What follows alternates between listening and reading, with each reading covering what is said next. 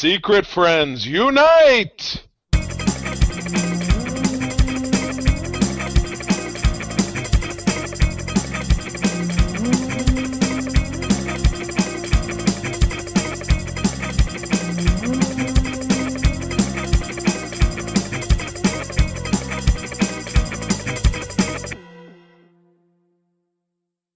Hey, gang, welcome back to Secret Friends Unite podcast on the Secret Friends Unite podcasting network. This is episode 555. That's right, it's the fake phone number. Whoops.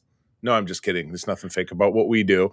But I'm back again, joined by one of my regular steady eddies, Mr. Kurt Krug, my comics guy. Kurt, good evening. How are you? I'm good. How about you? I'm better now that you got that better sound. I was really yanking it last time when we did our first episode together, but I appreciate, I appreciate your investment in the craft, and we're going to do some good stuff. But today, you and I are going to talk about a mini series that led to one of the perennial titles of the 1980s that you and I are just very steeped in, that we love very much.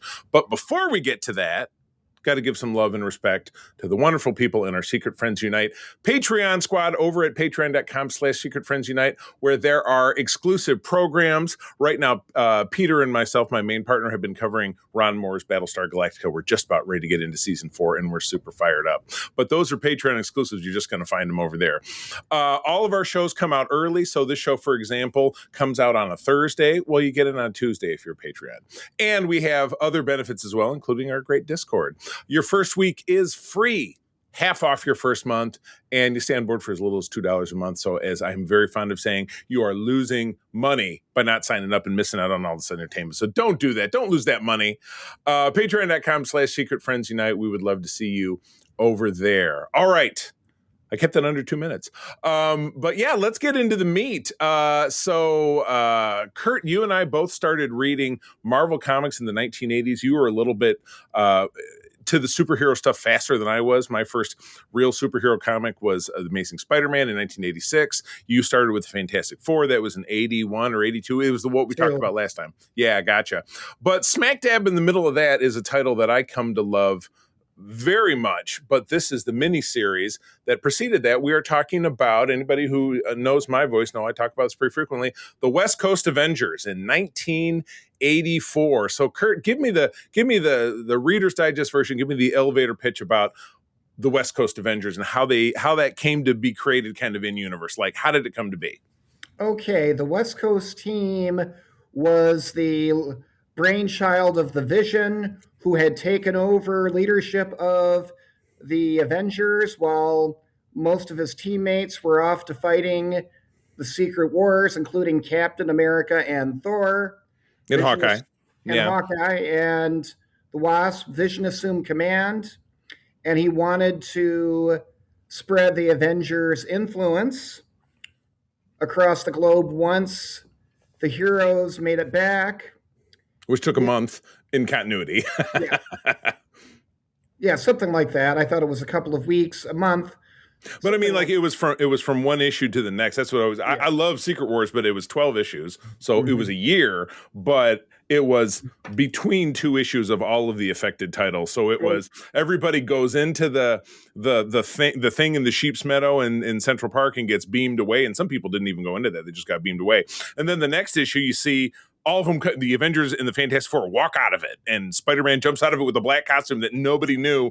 We're like, what the hell is that? And it took another 8, in that case with Spider-Man, another 8 issues for people to find out why he had it. So great promo for that limited for that miniseries. That was one big flashback, and I guess the heroes were gone for about 2 weeks or something. Yeah. They come back, and there's all these Avengers. Vision says, guess what? We're going to start a West Coast team. Hawkeye, you're going to lead it. Right. So they go to the West Coast, California, and Hawkeye and his new bride, Mockingbird, I love them as a couple. Yep. I miss them as a couple. Totally. They played off each other so well, I should say. And they started recruiting new and old Avengers, and we had Wonder Man, Tigra, who was an Avenger briefly at that point in the short-lived controversial Jim Shooter second run. And we had Early Iron 80s, yeah. Man, a founding Avenger, but they weren't aware that this was Jim Rhodes and not Right. Tony Stark.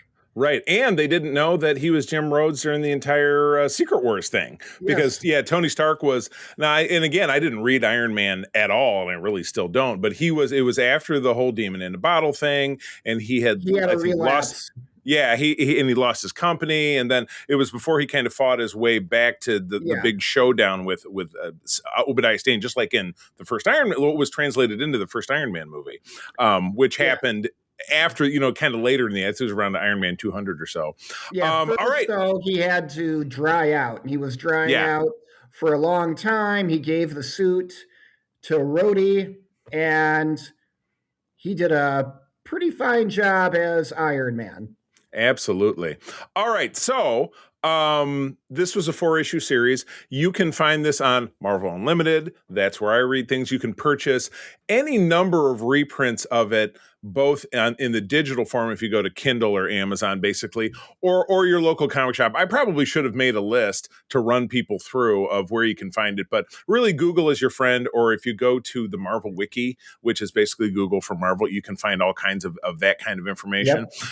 Today, in talking about this, we don't want to go through every single story beat because we really love this story and we really want to encourage people to read it. But we're kind of give you, and that's why in our notes here I did put in it was weird. I went for the summaries. The issue 1 summary is a paragraph, and all the other ones are like 10 paragraphs. So, but I read this most recently about a month ago. Did you read this more recently than that? Yeah, a couple of months ago. Okay, gotcha. And so I loved it as much as I did as a kid. It just was a solid story. Yeah, absolutely. And it was, so it was self-contained as much as a comic story can be. But it was really done very smartly. Run us through the creative team. Who are the masterminds? Roger Stern was writing the book. He created this team with artist Bob Hall, and they were joined by Brett Breeding. Stern at this point was writing the main Avengers book, breathing new life into it because it was flopping after George Perez left the title in the early 200s. Then you had some musical creative teams. Then Shooter took over, and we all know what he did, something for another podcast in and of itself.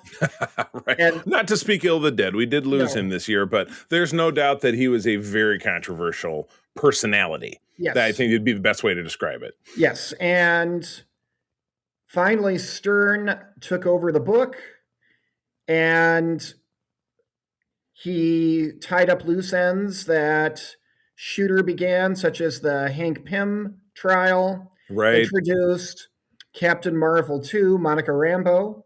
Great character. Yes. And he was really doing a lot with a lot of classic Avengers and new ones, including Star Fox. Right. Yeah, Starfire. Kind of a controversial character in the greater scheme of things because his abilities had to do with influencing kind of pheromones and pleasure regions of the brains of other people. Yes, it's controversial, but if you look at those issues, Star Fox does not use his power to pick up women. He can do that on his own with his own natural charisma and charms. He used that power to take down bad guys. Right, offensive, yeah. And let's face it, he was a lot less slutty than Saoirse was later in the early 90s run, the Leather Jackets era, always trying to get in everybody's pants. But anyway, all right. Another story, another podcast for another time. Right. Stern was doing all that, and then, he brought back, he made a team out of these disparate characters, Right. He really breathed a lot of new life into them. Totally. All right. So when we get this story rolling, as you had said, Hawkeye and Mockingbird are checking out this compound, which is in Ranchos Palos Verdes, which is right on the Pacific Ocean. And there's a great backstory when we in I think it's in one of the annuals or something in the main run where they reveal that it was, the estate of a silent era film star or something like that. Yeah, they reveal it in the first issue, but we don't. It's just a throwaway line. This used to belong to some silent film right. star. No, there's a whole story. A big backstory in one of those annuals. And they made this film star an honorary Avenger. Well, everybody can be an Avenger these days, which I disagree with, but no one asked me. Yes, precisely. So anyway, we get kind of a nice soft story as they're reaching out to people. And in reaching out to Tigra, she's in San Francisco. She's with Jessica Drew, who at this point was not Spider-Woman, having lost her abilities, though she's currently in the role again. But that tips off Jessica's worried about the fact that she's going down there, so she kind of tips off an informant of her in LA, the Shroud, who is this guy who is kind of like you expected. He's, manipulates dark matter and all this different stuff. And the team arriving, so you get Jim Rhodes showing up, and then Simon Williams, Wonder Man, my guy, also shows up, and they're all kind of floundering around each other. But they offer him a spot on the team once, they get everything resolved, but he kind of turns them down. And, things are not really sewn up, but everybody's kind of like, well, I guess I don't really want to, but we'll give it a shot. And so that at least gets us into the second issue where you see them going through some drills and different stuff. But what I really like, and again, I'm looking at the summary, I'm thinking about the sequence with Simon packing up stuff from his house because he's going to move to the compound. The compound is huge, but there's housing for all the Avengers at the compound, and he has the back wall of this house pulled up, and he's just pulling stuff out of it, and he puts it in a crate, and he's kind of being illustrative because his buddy shows up, because what Simon does at this time is he's a stunt man, but he's the world's greatest stunt man because as they illustrate in the first issue, he's driving in this like desert car chase thing, and they blow his car up, like really blow it up and set him on fire. And then it's no big deal. People just throwing buckets of water on him. He's like, and the guys, I always love the thought bubbles because of real illustrator. He's like, oh my God, the skin is, the water is boiling off his skin. But he's slamming his hand into these crates because he's like, I haven't had to own a hammer for years. So I just love all the kind of regular kind of conversation, and his buddy says, hey, are you going to leave this crate here while we run to the bank or whatever? He says it weighs a quarter ton. You think somebody's going to run off with it? But that's cool. But that gets us into, he's going to the bank gets robbed. It's this weird dude who is surrounded by a kind of a gray force field, and Simon can't get him. The guy gets away, and it's just a regular bank robbery. Yeah, he gets away, and that sticks in Simon's craw throughout the remaining 3 issues, and that really gets me onto something that both he and the Tigra, the other character, is that they're both really suffering from this crippling imposter syndrome and this kind of low self-esteem, because both of them have kind of tried and failed at being Avengers. Tigra feels like she had a shot and she blew it, because I think I remember the Molecule Man. Yeah, I'm thinking, and again, Molecule Man, who is the most powerful mortal villain in all of Marvel, if I'm not mistaken. And then with Simon, he's got lasting PSD issues for the fact that he was dead for a long time, and he's trying to figure himself out. So I love the fact, and this is something I wrote in my notes, I love the fact that those two characters throughout the first probably 2 and 3 issues of this, that they really bond over that as friends, and it's not like some weird romantic thing, because it just never. I'm going to stop you. Okay. Stern had plans to eventually marry them off had he remained on the book, had he taken over the West Coast monthly title. Okay, I know that, and again, what we can, when we circle back around to wrap this up, we can talk a little bit about what all that looked like. But it's funny because you and I know the creative team that took this book over personally, because we know Steve Englehart and we know Al Milgram, who took the book over. And I know Bob Hall, as you do, because we recently chatted with him when he was here in Michigan at Motor City Comic Con a couple of months ago.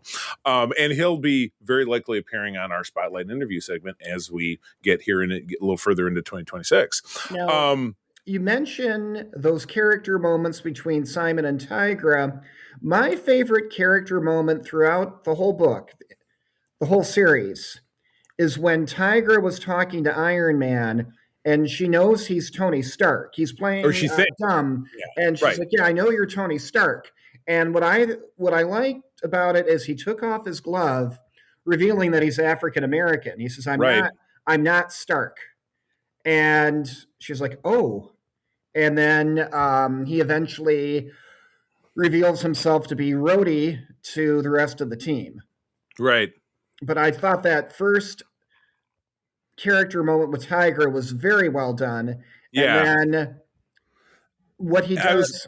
Go ahead. Let me bounce off of that one quick sec. That moment to me was echoed by something from Secret Wars when Tony was injured and Reed Richards was working on his armor. He had to take off the sleeve Jim. And he remarks, he says, "I bet you didn't expect to, see a black man's arm in this case under the armor." And Reed this is why Reed is such a great character. He says, "Well, I always suspected it was a man." Yeah. You know what I mean? Which it's just the same thing. You know what I mean? That our characters are really good. But anyway, I had that random thought. Yeah, please that continue. Was a very good moment too. This is back before Reed knew he was Stark or whatever, Right. Who knows? Secret identities were a thing throughout most of Marvel history. And in the MCU, it's not a factor at all, except for, poor Tom Holland's Peter Parker, who nobody knows who he is, but that's, by design. But yeah. Yeah. And then when Rhodey reveals himself to the team, Hawkeye calls him an amateur, which was so Hawkeye. Right. It's just something he would say. He always had diarrhea of the mouth and constipation of the brain. Right. But he realized he messed up and he apologized. He thought, man, that was me. That's how I was with Cap. Right.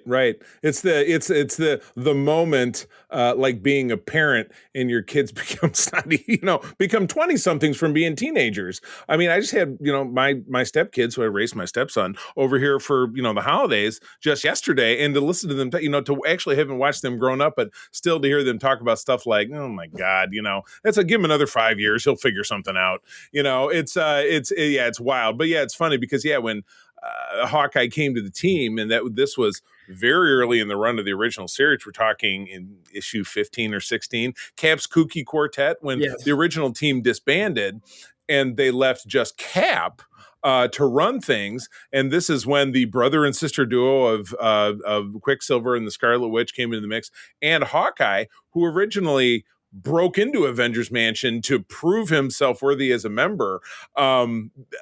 Yeah, it's just it's wild. It's one always of the undermining Cap, always challenging Cap. Yeah, right. Just being an obnoxious little brother type. So, but yeah, to see him come all the way around, and then his little thought bubbles about his own doubts, and Mockingbird supporting him, but also feeling his doubt and understanding kind of where he's coming from. It's all really well done. Yes. It's really, really well done. So anyway, back to the story. And again, I want to just touch on points to try to get you interested. So we learned that the guy who pulled off the bank robbery is a guy named Martin Blank, who just calls himself the Blank, or at least in his head. It reveals that he ended up didn't he take a suitcase off a guy who got hit by a bus? It was like a Stark Tech, and figured out how to work. And then it creates this, kind of field around him that he can't be touched. And so he's, started robbing banks or whatever. But the more he messes with this device, because it comes out of a little box, the more he messes with it, it ends up spitting out a dude. And you're like, whoa, who is some guy who is trapped in the dark dimension? And it's this guy, Graviton, who is a classic Avengers villain from that kind of 1970s run. But he is much like, we already mentioned Molecule Man, who's a guy who can control all of reality and molecules. You have your big like can control elements. You have, of course, Magneto, and then you have Graviton, who can control all of gravity. Well, it's like those three guys together. If those guys would just form their own little union, they'd take things over in a second. Yes, you know what I mean? Who's kind of the other real big one that I'm thinking of? Sandman's a good one. It's like infinite power, right? What's another big Marvel like villain? Like, he's way too powerful. Why doesn't he murder it? Yeah. I'd say so. So he ends up spitting out Graviton, who tells his whole story. He got trapped in their previous Avenger story, yada, yada, yada. And so the two of them team up because Graviton wants to, of course, do villainous shit and kind of, rise to power. And the Blank is afraid to, is supporting of it, is also, like terrified of him, because who wouldn't be? And this, leads them into kind of final conflict with our squad, who, despite it all, obviously, like all heroes, they find a way to be victorious in the end of it, and they wrap it up. It's kind of funny. They wrap it up with a big barbecue at the end, which is that's very Southern California. Big barbecue. Very Hawkeye, and that became a tradition. Yeah, because it was always, whenever there was a big victory, he would celebrate with a barbecue. He did that in Thunderbolts. Gotcha. That's the go-to. Yeah. I like it. So, all right. I'm going to run through some trivia here, and then we'll give kind of some final thoughts. I'm trying to look through any of the dislike. I had a dislike, but it almost kind of isn't. It's like Graviton is so powerful. Is the bar set too high for this group of characters? I'm not sure. Particularly when you look at, now Graviton, again, not being an original character, but when we get into the regular series, because I started, after I finished this, I read the first issue of the regular series, and of course I've read them in the distant past, but they fought Ultron kind of quickly because Hank Pym comes back to the team as a civilian, which I thought was a great touch. So they fight Ultron. I know that it's not for long. But their first original villain is Master Pandemonium, which is just a god-awful, stupid character. So it's like the bar super high. And again, definitely don't want to knock Steve Englehart. Oh, by the way, so give me kind of the wrap up of, so this ends, and you and I were hearing Englehart speak here in Detroit recently, but give me the kind of rundown. Why didn't Stern and Bob Hall move on to doing the regular series? What happened? Well, from what I've been told when I've interviewed them, Gruenwald did not offer it to Stern. It was offered to Englehart. Englehart didn't know this was going on. Englehart did not know this was going on. He said Stern wasn't happy, and he says, and I couldn't blame him, but I didn't know this. He said Gruenwald came to him because they wanted to recapture the flavor Englehart brought to the title in the 70s, because he was on the book for about 50-some issues in the 70s. Yeah. And Stern had his own plans. Like I said, he wanted to eventually marry off Tigra and Wendy. He wanted to at least start a romance there. I believe it was marriage. Something you can look up.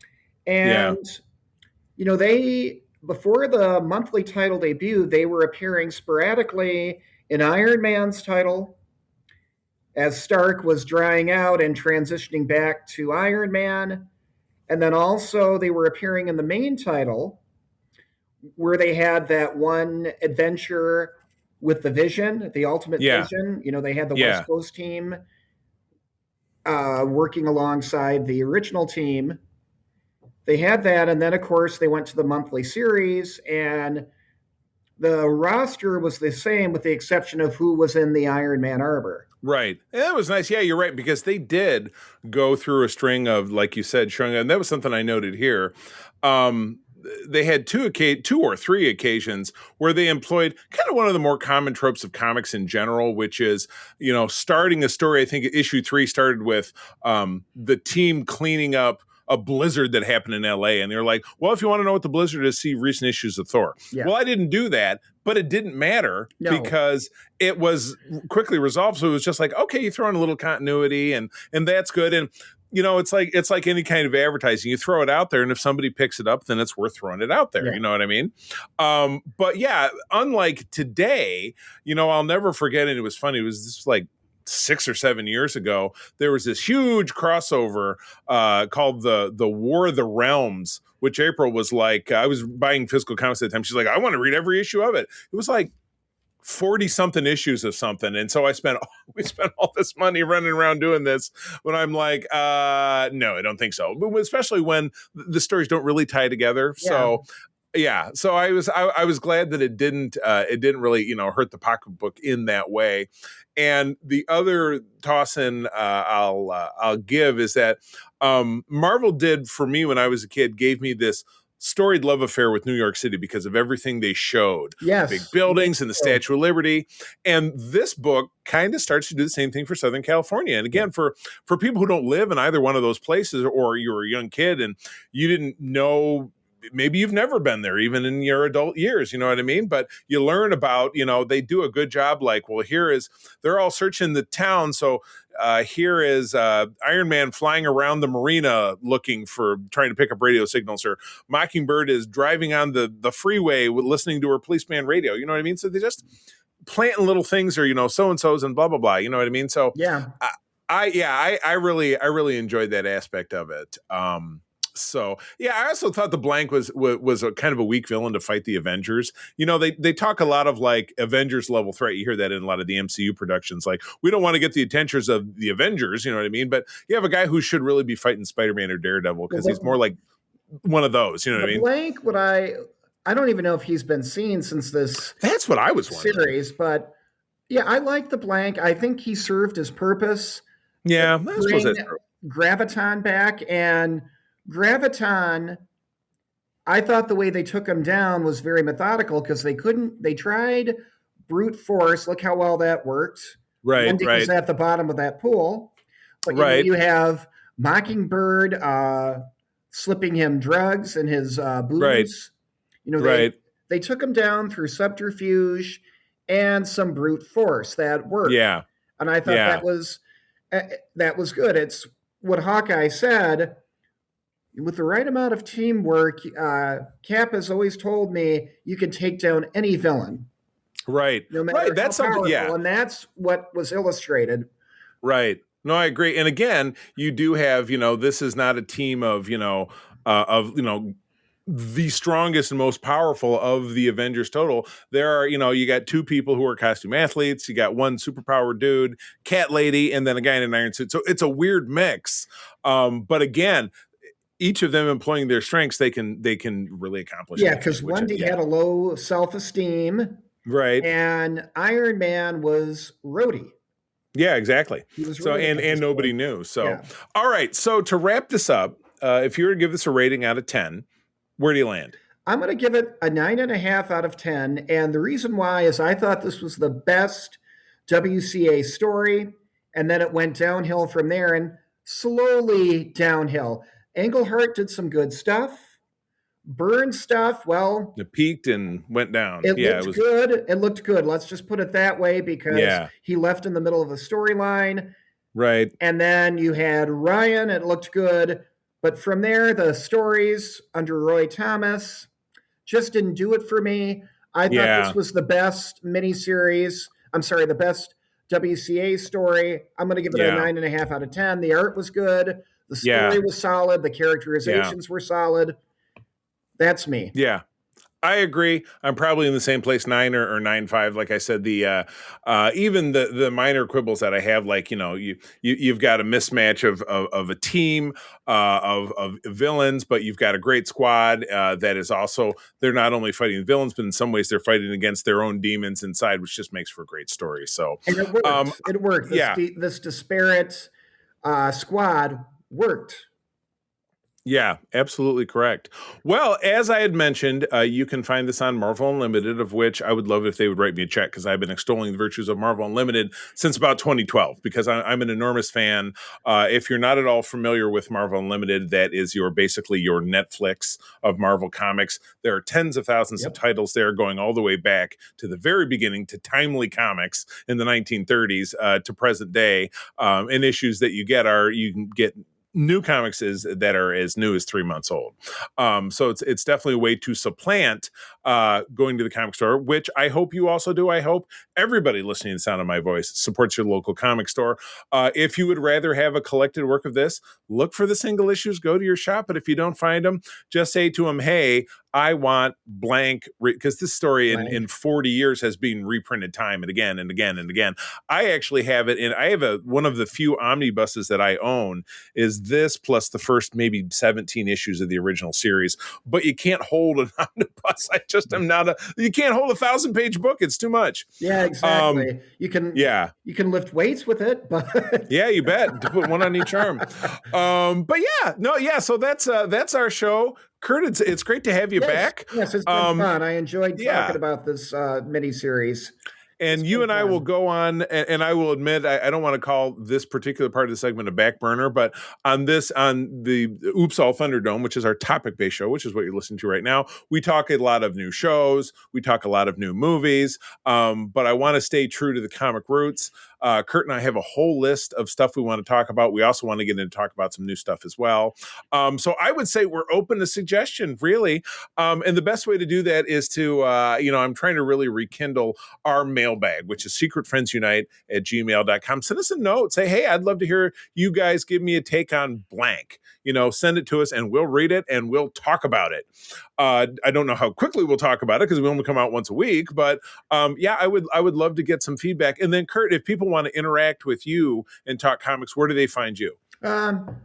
You can find me on Facebook. I'm Kurt Anthony Krug. You can find me on Facebook. Not hard to track down. Nope. Yeah. Good deal. And as always, I'm sorry, what'd you say? Not hard at all. Not hard at all. And as always, you can track me down either as myself on most all socials. I stay the hell away from X, but I am at the C3, TheCeethree. I also run all of the Secret Friends Unite social medias and the Discord. My big push these days is I do these little 3 minutes or less kitchen chat videos that you'll see both on our Instagram, YouTube, and TikTok, where I'm just talking about whatever it is that I'm digging that week. People have been watching them, which it's the algorithm or people think I'm interesting. I don't know. But please, as they say, like and subscribe, find us in all those places. But yeah, that's our show. Thanks for joining up. I'm going to tell you as always that sharing is caring and to keep on trucking. This podcast is part of the Secret Friends Unite podcasting network, available on Apple Podcasts, Spotify, and podcast services around the galaxy, as well as video on our YouTube channel. You can support Secret Friends Unite by becoming a Patreon member, get bonus programs and more over at patreon.com/secretfriendsunite.